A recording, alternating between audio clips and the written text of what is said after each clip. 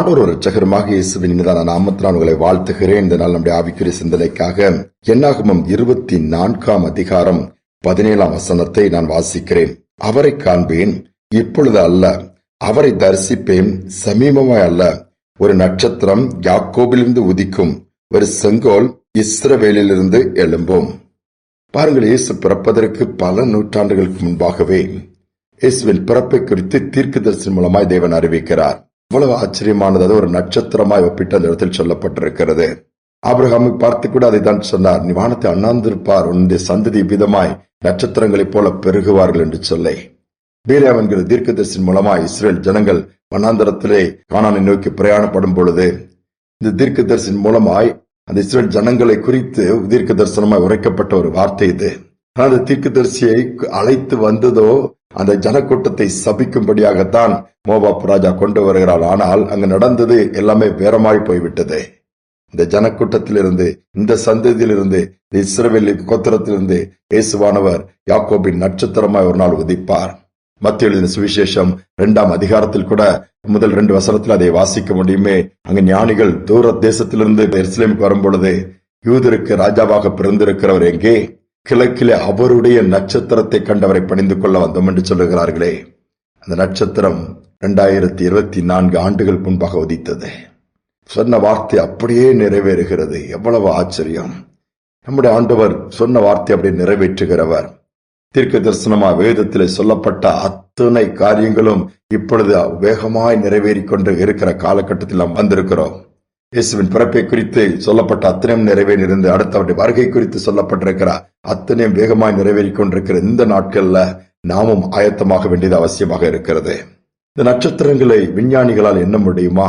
ஒரு முறை விஞ்ஞானிகள் எல்லாம் கூட்டம் கூடி எப்படியாவது நட்சத்திரங்களுடைய கூட்டத்தை, அதனுடைய காரியங்களை என்ன வேண்டும் என்று சொல்லி பல ரிசர்ச், இன்னைக்கு வர ஆய்வுகள் நடந்து கொண்டுதான் இருக்கிறது.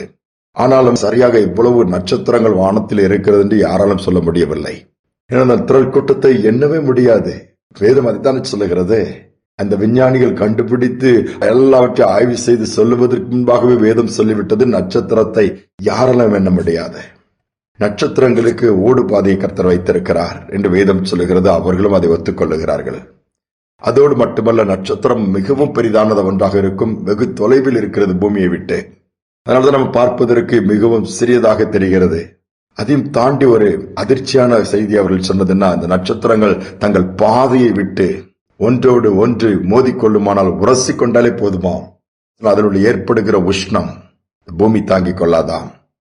தேவன் எவ்வளவு அற்புதமாய் அதை தன்னுடைய பாதையிலே ஓடுபடியாக இயக்கி வருகிறார். இன்னும் வேதம் நட்சத்திரத்தை குறித்து என்ன சொல்கிறது? எண்ண முடியாத அந்த நட்சத்திரங்களுக்கு கூட கர்த்தர் பெயரிட்டு அழைக்கிறாராம், பெயர் வைத்திருக்கிறார். அவனுடைய சிருஷ்டிப்பு பிரமிக்கத்தக்க வைக்கிறது. ஒருவேளை இன்னைக்கு உலகத்தின் மக்கள் தொகை 800 கோடியை தாண்டி இருக்கலாம். ஒவ்வொரு தேசத்தினுடைய அந்த மக்கள் தொகை கணக்கெடுப்பின் மூலமாக சொல்லுகிறார்கள். ஆனால் நட்சத்திரங்களை சொல்லவே முடியாது. இயேசு நட்சத்திரமாய், யாக்கோபி நட்சத்திரமாய் உதித்தார். அதை இந்த நாட்களில் நாம் பார்ப்போம். அதை வேதமும் தெளிவாக சொல்லுகிறது அல்லவா? அந்த நட்சத்திரம் உதித்தது, ஞானிகளை வழிகாட்டினது. இன்னும் சொல்ல போனால் தீர்க்க தரிசனம் அப்படியே நிறைவேறினது. எந்த சூழ்நிலை நீங்கள் சோர்ந்து போக வேண்டாம். தேவன் ஒரு வார்த்தை சொன்னால் நம்முடைய வாழ்க்கையிலே குறித்த காலம் வரும்போது நிறைவேறும். பல நூற்றாண்டு முன்பாகவே அவைகள் சொல்லப்பட்டது, குறித்த காலம் வரும்பொழுது நிறைவேறினது.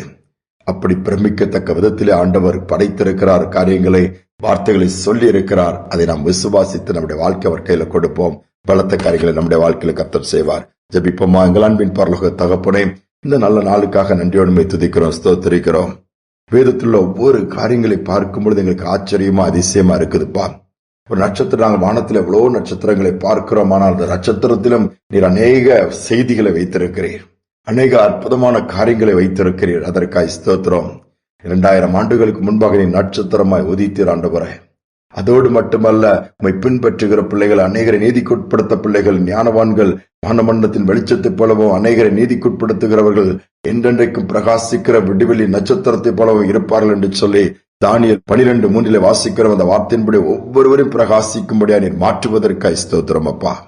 இதை கேட்டுக்கொண்டிருக்க பிள்ளைகள் வாழ்க்கையில ஒருவேளை என்னால் ஷைன் பண்ண முடியவில்லையே, சாதிக்க முடியவில்லையே, என்னை யாரும் புரிந்து கொள்ளவில்லையே, நீர் எத்தனையோ கோடிக்கணக்கான நட்சத்திரங்கள், எண்ண முடியாதவைகளை பேரிட்டு அதற்கு நேர்வழியில் நடத்துகிறீர்கள் என்று சொன்னால் எங்களில் நடத்த வல்லவர் அல்லவா?